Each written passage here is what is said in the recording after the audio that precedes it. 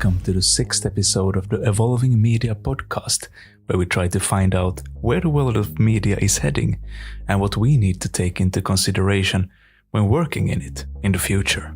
My very first guest on this podcast was Sandra Lehner, who talked about the target group she's been doing a lot of research about, the elusive Generation Z.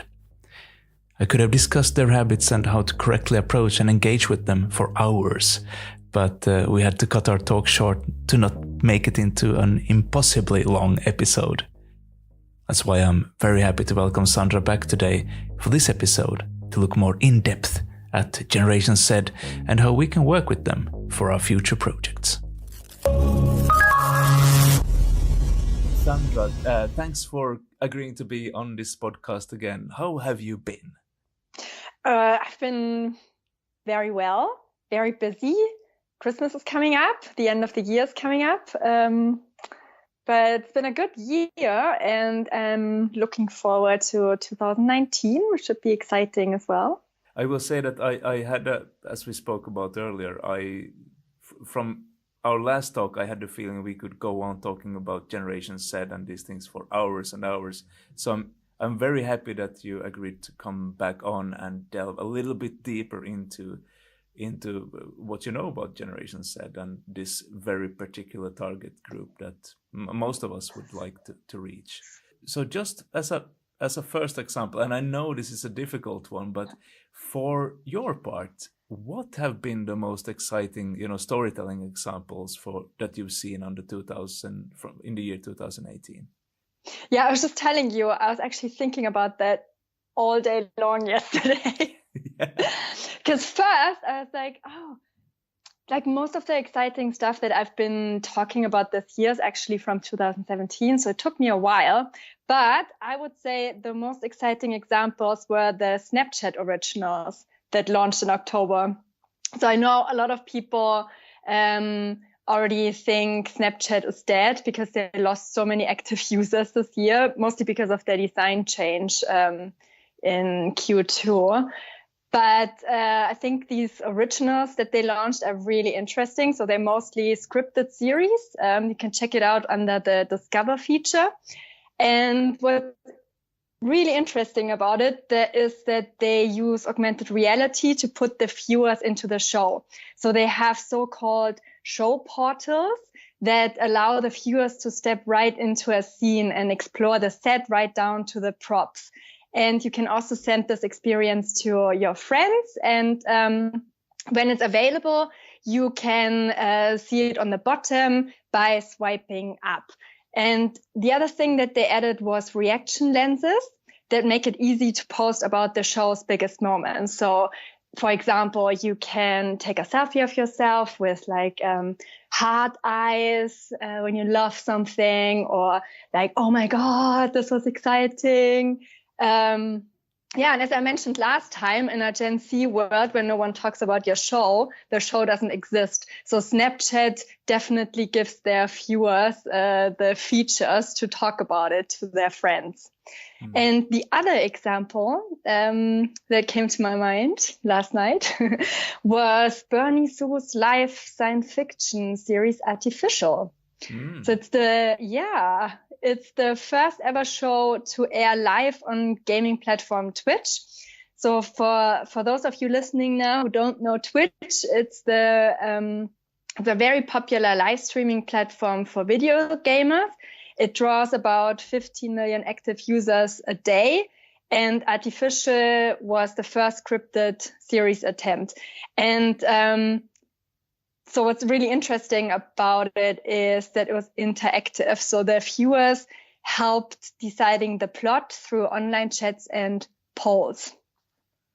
So do you feel that these examples, and I agree they are both quite exciting, do you feel that they are very much, if you would name something a Generation Z property or a story, are these great examples of how to reach that generation?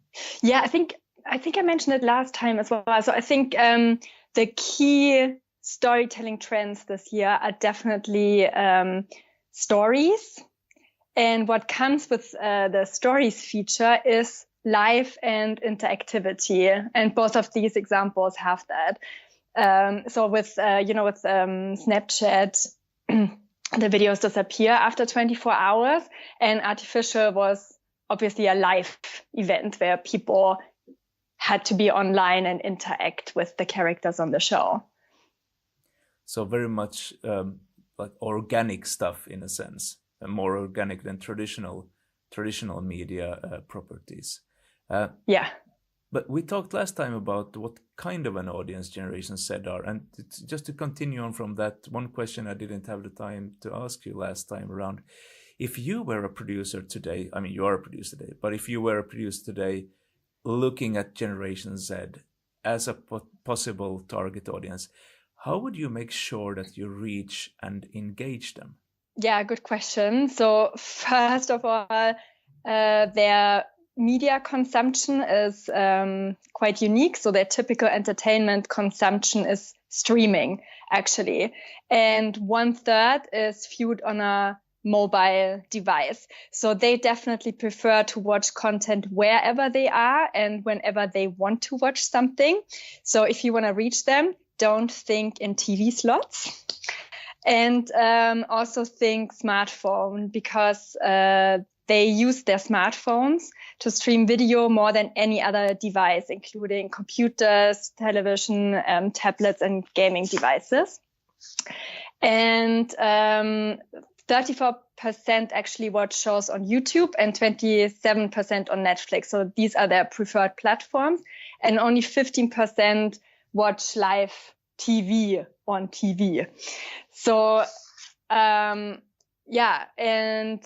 Gen Z are definitely drawn to stories they can relate to. That's why they prefer YouTubers, actually. They firstly cater to their hobbies and interests, and YouTubers are teenagers too, and therefore the content is more relatable to them than TV content. And it's free, and that's important to them as well. So a lot of them said that they can't actually afford a Netflix subscription. So I think the 27% that watch Netflix, they use their parent subscription. And you should also think about that they're the ultimate multitaskers. So in order to reach and engage them, you should use the social media platforms they use. We talked about this last time as well: Instagram, Snapchat, WhatsApp. And last but not least, their peers are their biggest influencers. So that's why Gen Z networks like Awesomeness TV in America or Zooming TV in the Netherlands, Funk in Germany, they all work with YouTubers or social media influencers for their shows. So I remember from back in the days when television shows, and I guess they're still doing it, some of them, or television broadcasters, picked up successful YouTubers and gave them, who were very good at doing these 3 to 5 minute video clips for YouTube, and then they gave them a television show, and that almost never worked in my experience. Was it because they put them like a fish out of water? They put them on a platform where people wouldn't follow them? Or was it the context? Do you have any idea why YouTubers wouldn't work on television? I think it's the context and the platform. And as a producer, you have to keep in mind that they are creators. They're not actors. You don't put them into a show that you created and let them say the words that you have written. They're actually creators. And so the content has to come from them. And so the networks, the Gen Z networks that I just mentioned, including Netflix, I would say, they actually integrate them in the development process as well. Because these YouTubers, they actually know how to create storylines that will resonate with the audience. And I remember from our earlier talk, you mentioned that Generation Z are more conservative, perhaps as a reaction towards their parents' generations and stuff like this. But could you tell me some other traits that they have, like general traits? Do they care more about other people? Are they more accepting? Are they more judgmental or something? What kind of a generation are they? Yeah, they're definitely more caring than other generations before them. They're known as social justice warriors, and they're the most diverse generation ever. So almost half of Generation Z in America are actually minorities. I read a study by Wattpad that said that almost 3% of teenagers don't identify as either male or female, and 1 in 7 young women in the US identify as gay or bisexual. So therefore, it doesn't surprise that they are in favor of a variety of social movements. So 8 in 10 support Black Lives Matters. 74% are in favor of transgender rights, and 63% support feminism. And because they are so diverse and active, they're also more accepting and open-minded than any other generation before. I think a big concern among teenagers nowadays is also mental health. So anxiety and depression issues, are really very widespread. And that's why streaming shows such as 13 Reasons Why, for example, really resonated with them, or also Scum that I mentioned last time. Yeah, and they also care about the environment, of course. They know that they need to fix what the generations before them messed up. Therefore, they're very pragmatic and determined. They say that they would rather be an entrepreneur than work at a large corporation. And their favorite career choices are doctor, engineer, and gamer. But it sounds like there's some hope for the world. There's hope, Simon. Some hope for the world in the hands of the next generation, I'd say. That's why I'm so excited about them, because, I really, they understand the problems, social issues, environmental issues, and they're determined to fix them. One question following up on an earlier thing we talked about, just when you try to create something new and reach this Generation Z audience, would it make sense to partner up or to target characters, or to try to involve protagonists that already have a following to boost your story? I mean, I know that there are creators who have this approach that if we team up with this influencer or with this YouTube star or with this person, then we can boost our own story through their brand. Do you see this working, or is it just too cynical a move or what's needed for it to work? I think it definitely makes sense, because this generation, so compared to millennials that follow a hit show like Stranger Things on Netflix or Game of Thrones on HBO, Gen Z actually follows influencers, YouTubers, social media stars, such as Cameron Dallas, for example, and Jen McAllister. They're both part of Awesomeness TV. So it's definitely makes sense to integrate them. And Generation C is also the first generation that values these internet stars more than traditional stars, because they appear so authentic and transparent. So they feel like they're their friends, they can trust them, they grew up with them. Yeah, so it doesn't only give your project a bigger reach, actually, but it also gives your project the approval of their peers, because they think if this star is attached, then I will like this show as well. So more courageous collaborations, basically, is the key to reaching this audience. Yeah, I mean, you need to find the right person, because, as I said before, you need to know that they're creators, so they want to be part of the story. You can't just, that's the problem with this whole influencer marketing as well. You need to give them the space and the creative tools to make your story or your brand their own. And this is a question I've got as well from some people, and I understand it perfectly. I'm also concerned about financing and how to finance productions I'm involved with. But when we look at, for instance, Facebook Watch as is that a viable piece of a financing puzzle? When you start to develop content, and then you plan some to be released as a film, and some to be released as a series, and some to be released on Facebook Watch, etc. So financing wise, are these new platforms, are they viable pieces of the financing puzzle for a creator, do you think?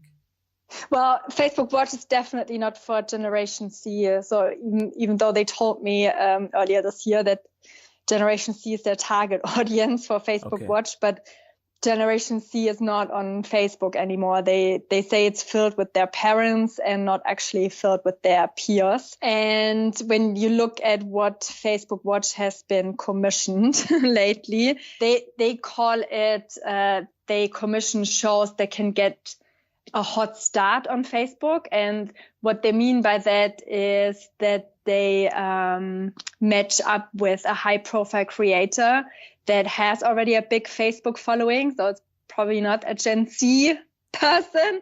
Yeah. So for example, they just commissioned Red Table Talk hosted by Jada Pinkett Smith. They rebooted The Real World. They commissioned a show with Kim Kardashian, Shaquille O'Neal. So these are all millennial stars. They're not Gen Z. And also as an independent producer, it's really difficult to team up with, Kim Kardashian or Shaquille O'Neal. So I feel like at the moment the door is closed at Facebook. They encourage producers to produce shows and put it up on Facebook Watch, but they're not paying for it. They only offer free on-platform marketing. So a lot of this would be about outreach more than getting more funding in for what you're trying to do. Yeah, I guess it's building up an audience and proof that your concept is working. But then it's more about reaching a millennial audience than Generation C. But on the other hand, Snapchat actually is funding now projects. They said you can get 50,000 for 50 minutes, and they mostly commission 10 episodes per 5 minutes. And they let you keep your IP, which is really interesting for a creator. So I think Snapchat is really exciting at the moment. And the other platform I'm keeping an eye on is Jeffrey Katzenberg's New TV. So it's supposed to be the next generation HBO on Netflix, but for mobile first content. And the backers include Disney, Fox, Sony, Lionsgate, Alibaba, Liberty Global, etc. They aiming to launch by the end of 2019 with premium original short form content. Yeah, so that should be exciting. And it seems like they have money to fund short form content at least. So one final question before I let you go for this time. Sandra, what are you looking forward to, or what are you dreading for 2019? You said you're looking forward to the year, so I'm assuming you're thinking of something good's gonna happen. Is there anything in particular that you are looking forward to? I'm excited to see how Instagram TV is evolving. We haven't heard anything since the launch, basically. But for me personally, Instagram is the most exciting platform at the moment. So I'm really looking forward to what's going to happen there next year. And then I mentioned the Snapchat originals in the beginning. There have been 70 originals commissioned. And I think they released 6 of them in October. So I'm excited to see what the other 64 are going to be.